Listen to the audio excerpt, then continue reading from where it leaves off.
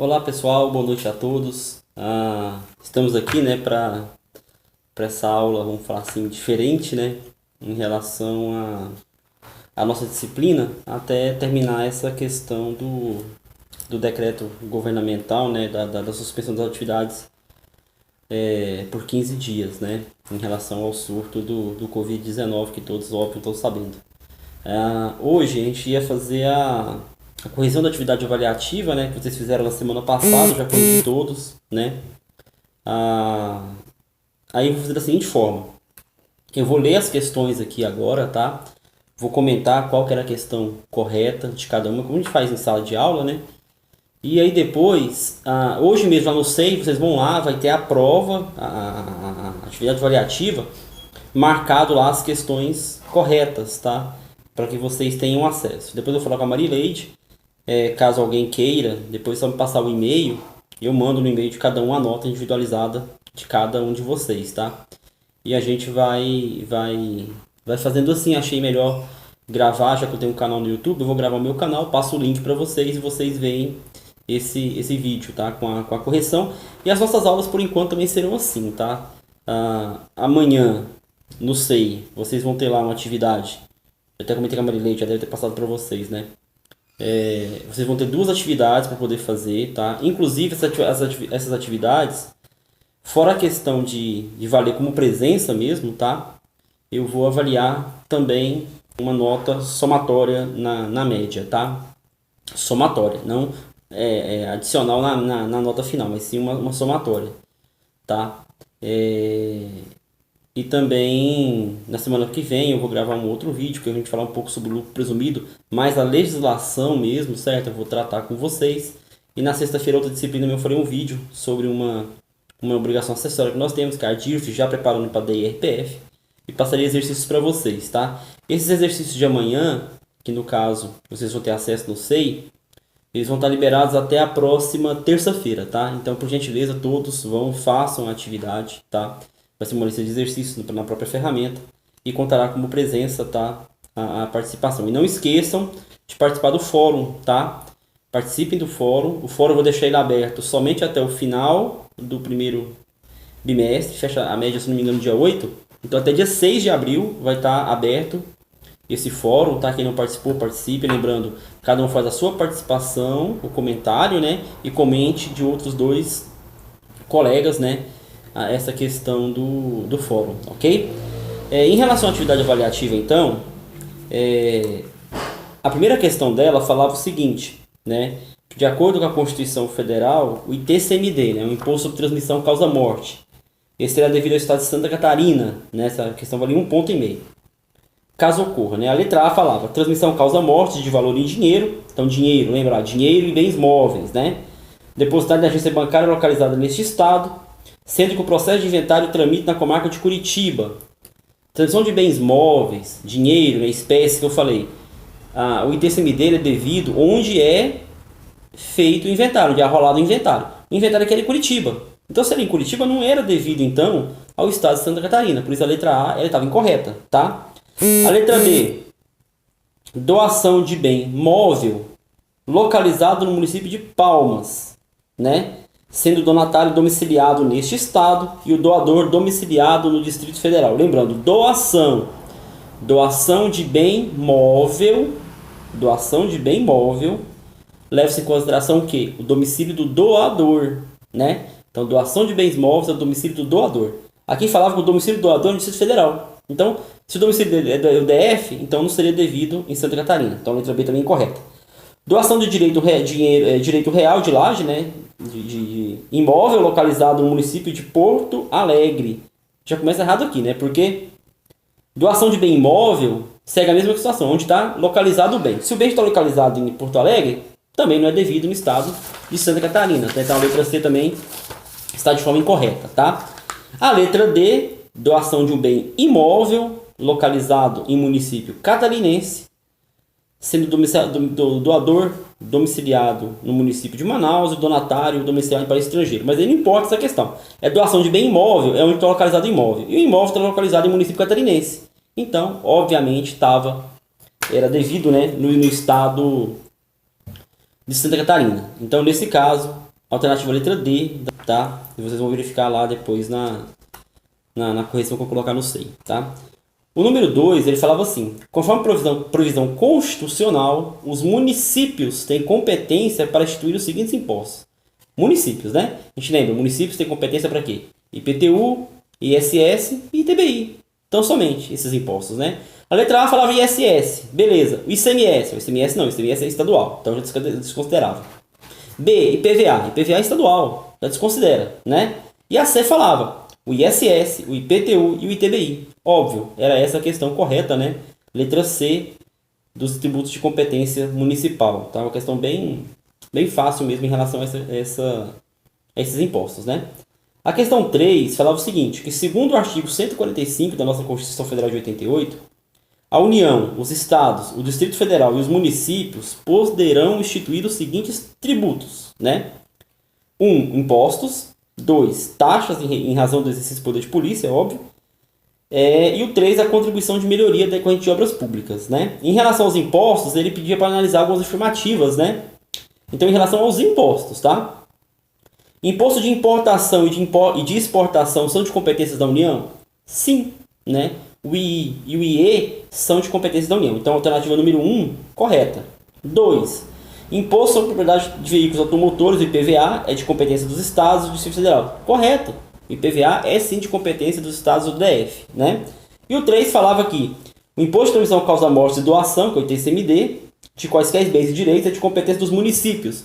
Errado. O ITCMD é de competência estadual. Então, nesse caso, apenas a alternativa 1 e 2 eram a correta, né? Então, a letra B, apenas as alternativas 1 e 2 eram corretas para a questão número 3, tá? Em relação à questão número 4, ele falava para a gente analisar as assertivas como VOF, né? V da verdadeira e F para falsa, no grupo de sequências que nós tínhamos, e essa questão valia um ponto e meio também, a questão 4, né? Os tributos formam a receita e a despesa da União, estados e municípios e abrangem os impostos, taxas, contribuições e o empréstimo. Correto, né? Eu falei para vocês na questão do empréstimo compulsório. O empréstimo compulsório não é uma receita, vamos falar assim, até porque o governo tem que fazer a devolução dele, né? Tem que fazer essa devolução. A contribuição de melhoria também, ela não é uma receita, né? Ela é uma despesa que o município tem, ou o ente federado tem, custeado, rateado, né? Entre os contribuintes daquele imóvel, né? Daquele setor, ou do que foi adicionado ao imóvel, coisa nesse sentido. Então, é verdadeira essa questão. E lembrando a questão do empréstimo compulsório, né? É bom ressaltar, inclusive, lembra, né? Empréstimo compulsório é guerra externa, iminência de guerra, no caso, e calamidade pública, né? O governo federal, inclusive, solicitou ao Congresso Nacional ontem a proclamação de uma calamidade pública, né? Óbvio, eles estão falando para a questão de flexibilizar a lei de responsabilidade fiscal, a LRF, para que o governo não tenha aquele limite da lei, lógico que não vai extrapolar o teto de gastos, né? Mas para que ele consiga atender questões do coronavírus, né? Mas já que vai decretar uma calamidade pública, já é meio passo andado para o empréstimo compulsório. Numa real necessidade mesmo, já que vai estar decretada a calamidade pública, né? O governo poderá sim fazer então um empréstimo compulsório que nós estamos verificando em sala de aula, né? Vamos verificar o que vai acontecer. Então, o 1 é verdadeiro, sim, nessa questão. A 2 falava o seguinte, o item 2 ali falava, o CTN, o Código Tributário Nacional, né, define o tributo em seus artigos 3º e 5º, né? Artigo 3º fala o seguinte, tributo é toda prestação pecuniária compulsória, correto, né, porque é obrigatório, lembra? Em moeda ou cujo valor nela se possa exprimir, lembra que eu falei para vocês que não pode ser pago tributo com cascata ou algum outro bem, né, tem que ser em dinheiro mesmo, né? Que não constitua sanção por ato ilícito, óbvio, né? O tributo tem que ser algo legal, não pode ser algo ilícito, como contrabando, por exemplo. Instituído em lei, óbvio, todo tributo tem que ser instituído em lei, né? E cobrado mediante atividade administrativa plenamente vinculada, óbvio, os poderes dos entes, né? União, Estados, municípios podem cobrar, as pessoas jurídicas de direito público podem cobrar o tributo. Então o 2 também estava correto, tá? O 3º, considera-se o tributo como gênero e as espécies dele são impostos, taxas, contribuições de melhoria, contribuições especiais e os empréstimos compulsórios. De acordo com os incisos 1 e 2 do artigo 4º, a natureza jurídica específica de cada tributo, ou seja, imposto, taxa ou contribuição é determinada pelo seu fato gerador. Correto, né? São essas espécies tributárias que nós temos de tributo. Então também é correto essa questão. A próxima, né, os municípios podem cobrar a taxa de coleta de lixo, aqui muitos da sala marcaram como corretas, mas fala o seguinte, ó, os municípios podem cobrar taxa de coleta de lixo, beleza, daqueles que não utilizem efetivamente o serviço colocado à disposição. Ora, se você não tem um serviço colocado à sua disposição, como é que você vai cobrar? Né? Se você não disponibiliza água para o cidadão, como você vai cobrar a taxa de água? Né? Se você não disponibiliza a coleta de lixo, como você vai cobrar? Então essa taxa era falsa por causa disso, né? Não utilizem efetivamente o serviço colocado à disposição, ok? Falsa. A próxima, os tributos podem ser classificados em diretos ou indiretos, ok? No primeiro caso, diretos, né? São os contribuintes que devem arcar com a contribuição, como ocorre sobre a venda de mercadorias. Já os indiretos incidem sobre a fonte, no caso do imposto de renda da pessoa física. É totalmente o contrário aqui, né? O imposto de renda é que é direto e o ICMS, que incide sobre mercadoria, é o indireto. Né? Então é falso aqui também. Então a última alternativa é a alternativa E, né? Verdadeiro, verdadeiro, verdadeiro, falso e falso. Eram essas questões, tá? A número 5, a gente falava o seguinte, ó. Considere a seguinte situação hipotética, né? A empresa transportando pessoas Xpito SA, prestadores de serviço de transporte coletivo municipal de trabalhadores, na modalidade de fretamento contínuo, é responsável por transportar empregados da companhia sediada na região central do município, né, residente dos bairros periféricos. De acordo com a legislação em vigor, essa empresa, né, poderá ser optante pelo Simples, independentemente de se enquadrar no conceito de ME ou IPP. Peraí, uma empresa para se enquadrar no Simples, primeiramente ela é um ME ou IPP, até porque o limite de um IPP é 4.800.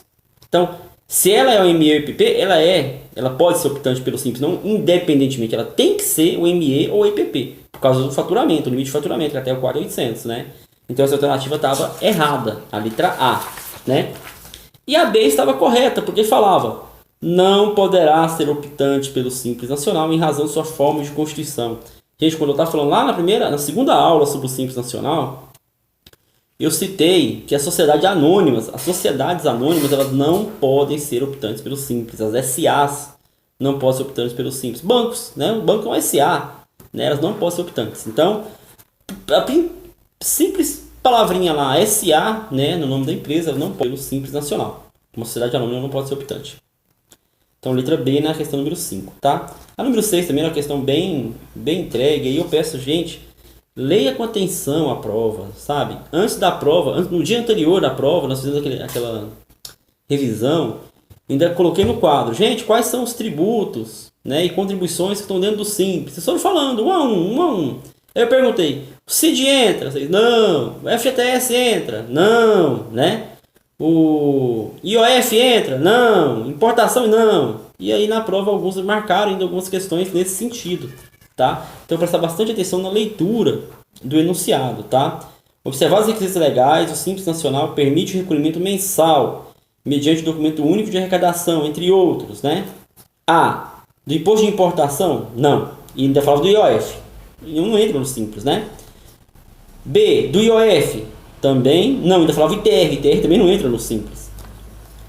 A D. Vamos pular assim, né? A D. Da COFINS, da Contribuição Social e do FGTS, gente. O FGTS não entra no Simples, tá?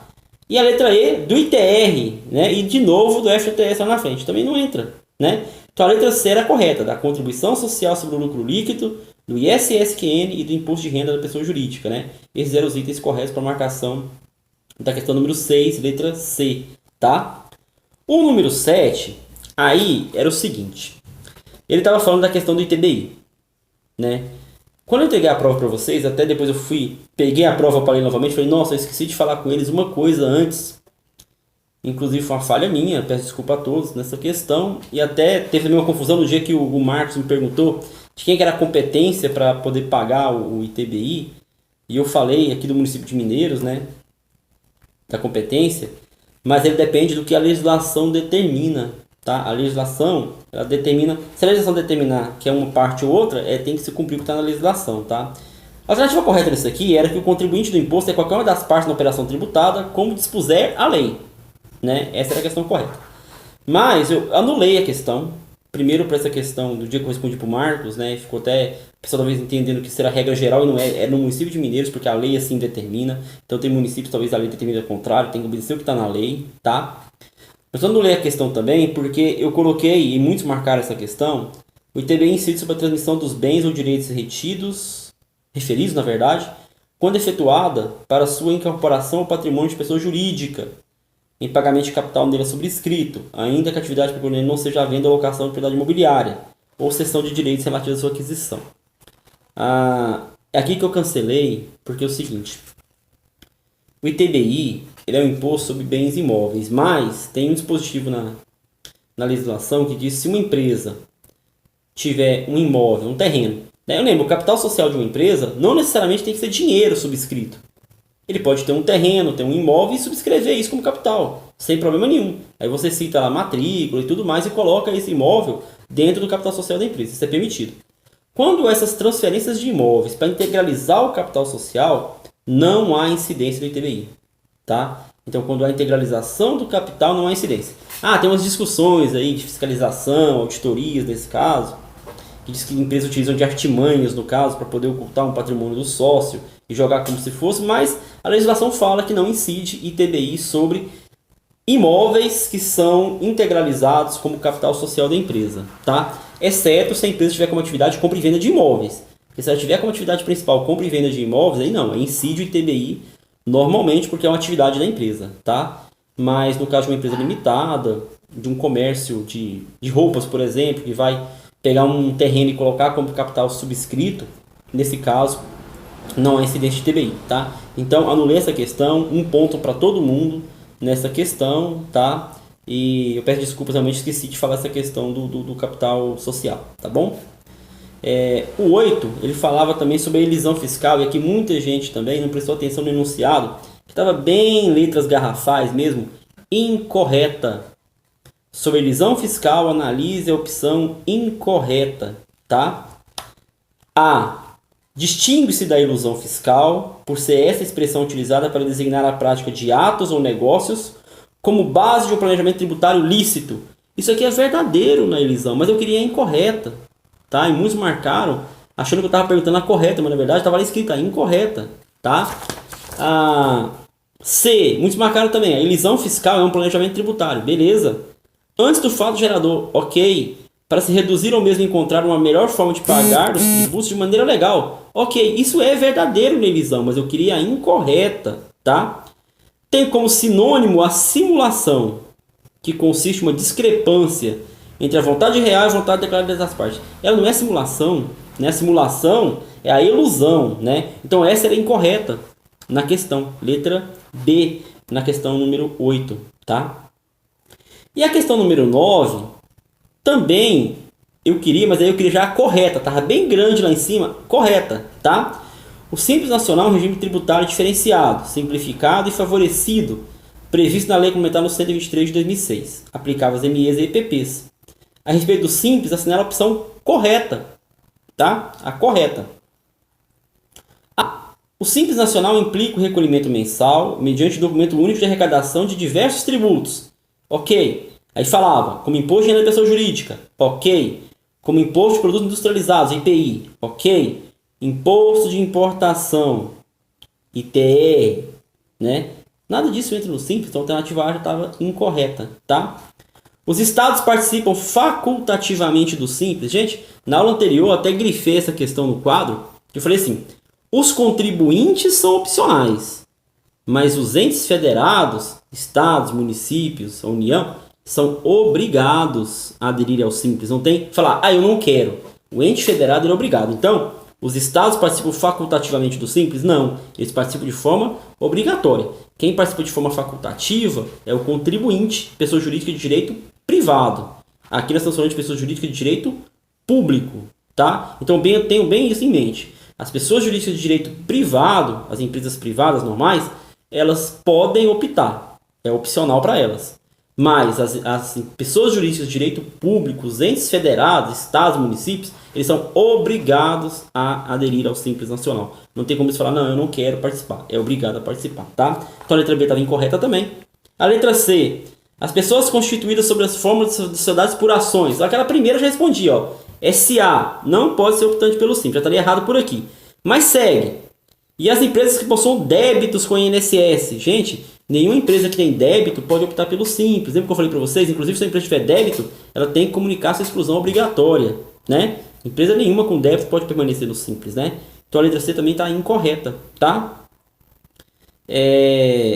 A letra E também estava incorreta. Vamos pular D, que é a correta no caso. Porque falava assim a letra E. A opção pelo simples da pessoa jurídica enquadrada na condição de microempresa e EPP dar-se-á na forma estabelecida por ato do Ministério da Fazenda. Ok. Podendo ser cancelada a qualquer tempo pelo sujeito passivo. Não. O simples não pode ser cancelado a qualquer momento. Lembra?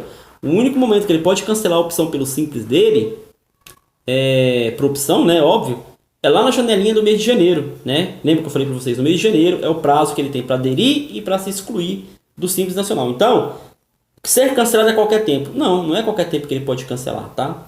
Então a alternativa D era correta, porque falava o seguinte: a empresa Alfa, aberta em 12/5/2017, deseja optar pelo Simples Nacional a partir de janeiro de 2018. Lembra, janeiro de 2018 o Simples passou a ter um limite de 4.800, ok? Como iniciou suas atividades no ano calendário anterior de opção, sujeitos para fins de opção, o limite proporcional de quanto? Né? Porque ela abriu em 12/5, né? Então, o que a legislação do Simples fala? Não é que 4.800.000 é a partir de 1º de janeiro de 2018, mas se a empresa fosse aderir ao Simples 2018, o ano anterior dela não poderia ter faturado mais que 4.800, ou dentro do limite proporcional, né, do cálculo de 4.800. Mesma coisa o MEI, por exemplo, né?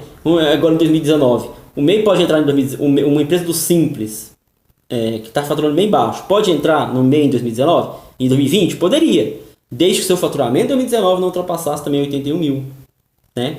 Então é esse caso. Então, como ela abriu em maio, mesmo que fosse dia 31, já falei para vocês, conta o mês, né? Então vamos lá. Maio, junho, julho, agosto, setembro, outubro, novembro, dezembro, deu 8 meses, né? Se a gente pegar 4.800.000, né? E dividir por 12, né? E fazer a multiplicação pelos 8 meses, 4.800 por 12 dá 400 mil por mês, né? 400 mil vezes 8, 3.200.000, né? Então a questão falava, a empresa Alfa, aberta em 12/5/17, deseja optar pelo Simples a partir de janeiro de 18. Como iniciou as atividades no ano calendário anterior à da opção, sujeitos para fins de opção ao limite proporcional de 3.200, né? Então essa é a alternativa correta, a letra D, para a questão número 9 da nossa atividade avaliativa, tá? Então, pessoal, como eu disse, eu vou colocar agora no SEI lá essa atividade, já corrigida, vão estar as questões lá marcadas para vocês verificarem.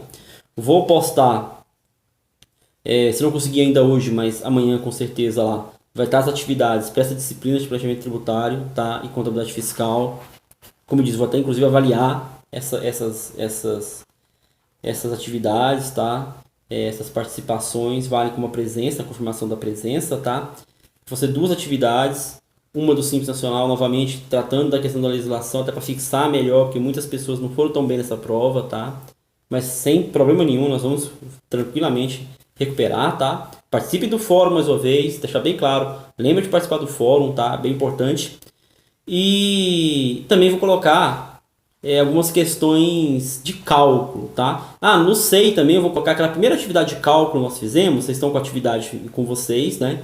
Vocês corrijam por gentileza, vão estar as correções lá no SEI, tá? De qual que era a resposta correta daquelas questões de cálculo que nós fizemos naquele dia também para vocês corrigirem, tá? E aí na próxima quarta-feira, né? Eu vou gravar um novo vídeo, passar para vocês, igual eu vou fazendo com esse, para a Marileide, ela distribuir para vocês terem acesso, tá? E aí vocês, sobre o lucro presumido, a gente vai trabalhando lá a legislação já do lucro presumido, né? Eu vou tratar bem claramente com vocês e passar algumas atividades também no SEI, tá? Lembrando que as atividades de amanhã, né, para poder fazer, que eu vou postar lá, dessa atividade vai estar disponível somente até a próxima terça-feira. Então, por gentileza, até a próxima terça-feira, todo mundo entre no sistema, tem tempo tranquilamente, vai lá, responda para mim, tá? É a lista de exercícios, alternativas lá, vocês vão respondam cada um, para a gente poder tá fazendo a verificação da presença de vocês, né? E como eu disse, eu vou avaliar também essa questão dessas atividades, tá bom? Uma boa noite a todos, tá? Desculpe qualquer coisa, eu não sou muito bom com YouTube, coisa nesse sentido, né? Mas a gente vai, nesse caso, achei por bem tratar dessa forma. Na descrição desse vídeo, inclusive, vai estar lá a opção de comentários. Quer entrar aqui, professor? Eu não entendi novamente aquela questão. Por favor, entre em contato comigo lá. Pode ser por lá mesmo. Faz lá o comentário, eu vou responder para vocês, tá? Ou se não, se quiser mandar diretamente no meu e-mail também, fica à vontade. É Demis Alan, né? Arroba, não, demis.alan@unifimes.edu.br. Pode ficar à vontade para fazer os questionamentos também, tá? Em relação à atividade avaliativa, em relação a esses exercícios também, tá? Sem problema nenhum, vocês podem tá me procurando, ok? Então, boa noite a todos e até amanhã, tá? Até mais, tchau.